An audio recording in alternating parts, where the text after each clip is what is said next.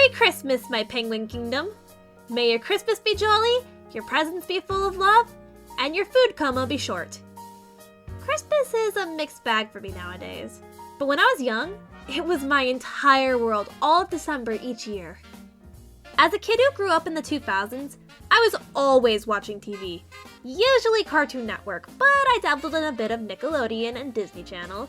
And with television and Christmas, of course, Christmas episodes are inevitable. I wasn't huge on Disney Channel, but there was one show I constantly watched on there, Phineas and Ferb. A show about two brothers who make crazy inventions over their summer vacation to have fun, while their sister tries to get them in trouble, and their pet platypus fights an evil scientist. I know it sounds confusing on paper, but the show is so formulaic that it's easy to follow along. While not my favorite show by a mile, Phineas and Ferb was always a show where I could turn off my brain and enjoy watching the colorful and wacky antics of the characters. Now, a show like Phineas and Ferb sounds almost impossible to make a Christmas special out of because their story takes place in summer.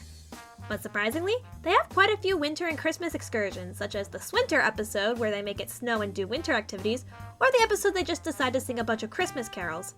But the standout, of course, is Phineas and Ferb Christmas Vacation. Taking place during the boys' winter vacation, this episode manages to capture the magic of Christmas to me in a way no other Christmas special I've seen has. This episode has three main plots. Phineas and friends attempts to thank Santa and save Christmas, Candace trying to find the perfect Christmas gift for her crush Jeremy, and Doofenshmirtz using his newest invention to make it so everyone in Danville is naughty while trying to find a motivation to hate Christmas. Now, there are many reasons I love this special. For one, all of the biggest elements of Christmas are here. The snow, the gift giving, the decorations, the music, Santa, and so much more.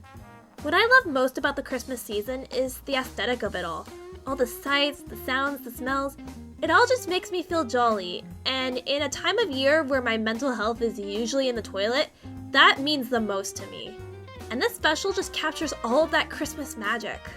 The main plot seems simple at first glance. Phineas and Ferb decide to thank Santa for all he's done for the world, first with a Santa rest stop, then by turning Danville into a giant thank you sign for Santa. It's all holly jolly until Doofenshmirtz fires his Naughtyinator, which makes it seem to the North Pole that the entire city of Danville is naughty.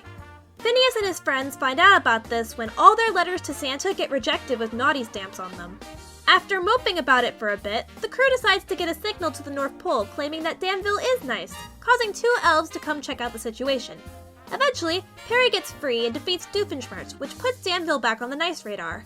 But Santa has already left, meaning he isn't coming to Danville. That's when Phineas comes up with a plan to make sure that everyone in Danville gets the present they want most. He and Ferb create a sleigh that the group and the elves run to create toys and get them to everyone. After the group plays Santa around Danville, they return home to find that the real Santa was at the rest stop they made earlier in the episode. Santa reveals he knew this whole time that Danville was nice and let the boys take care of things, as that was Phineas' wish, to do what Santa does for one day. Santa leaves, the boys' parents come home with their grandparents, and they enjoy Christmas together at the end. The details of the episode were a bit fuzzy in my head before I started writing the script, so I rewatched the episode for the first time in years to refresh my memory, and that made me realize that the plot is not as simple as I thought it was, and I gained a new perspective on the episode. Remember how I said that Santa knew what was going on the whole time? Yeah, he orchestrated everything that happened with the B-plot with Doof and Perry in order to make sure that everyone with plot armor got what they truly wanted that year. When Perry goes to the Alka Christmas party, he gets a CD called A Sal Tuscany Christmas. Seems like a forgettable plot point, right? Well, later after Doof had fired his Nader, he grabs it off Perry and starts playing it. That's when Major Monogram messages Perry telling him that whoever gave him the CD had infiltrated the organization to get it to him. The CD then ends up singing, Christmas cannot be destroyed, not even by a Naughtyinator. What the? How did he? If it weren't for the Naughtyinator, the main characters would never have gotten their biggest wishes. Phineas would never have had the chance to be like Santa, his biggest hero. Candace would have never figured out what Jeremy wanted, realizing she had already gotten it for him and knows him better than she realizes. Doof would have never gotten his motivation for hating Christmas. Even smaller characters like Buford and Baljeet would have never gotten their Christmas wish. The moment with Buford doing his one good act to redeem his naughty score is such a well done moment, by the way. This whole episode was manipulated by Santa to grant people's wishes, and it's honestly clever and well written. Now let's talk music!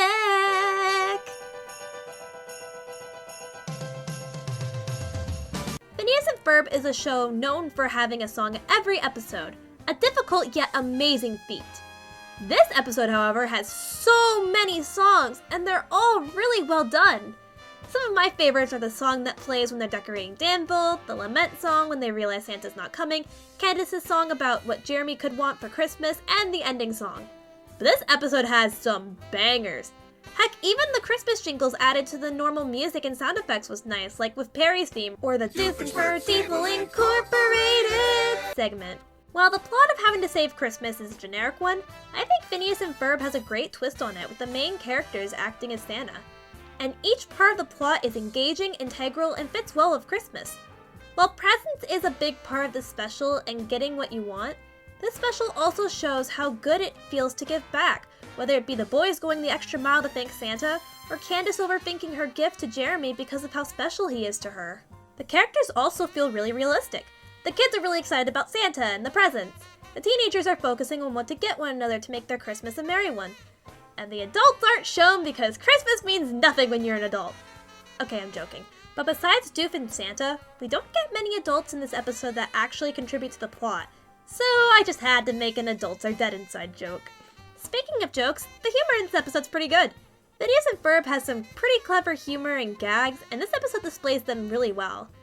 Some of my favorites are Candace laughing every time someone mentions writing letters to Santa, even when she's off screen, Buford asking if the Santa rest stop is a clubhouse, Phineas pretending to wake up from a dream to cope when he learns that Santa isn't coming, and the carolers basically breaking and entering into Doof's home for some figgy pudding. The last thing I'm going to talk about is some of the clever references this episode has, some to the show itself, and some to other media or real-world things. My personal favorite has to be Isabella mentioning that she celebrates Hanukkah, which is some nice representation to other holidays in the winter. I also like Isabella getting a Santa's Little Helper patch in the end credits, Perry vibing with knockoff Frosty the Snowman at the beginning and end of the episode, and of course the Peanuts reference. All in all, there's really no intense, groundbreaking reason why this is my favorite Christmas special. It just feels the most Christmassy, gets me in the Christmas spirit, and gives me some great bangers to bop to.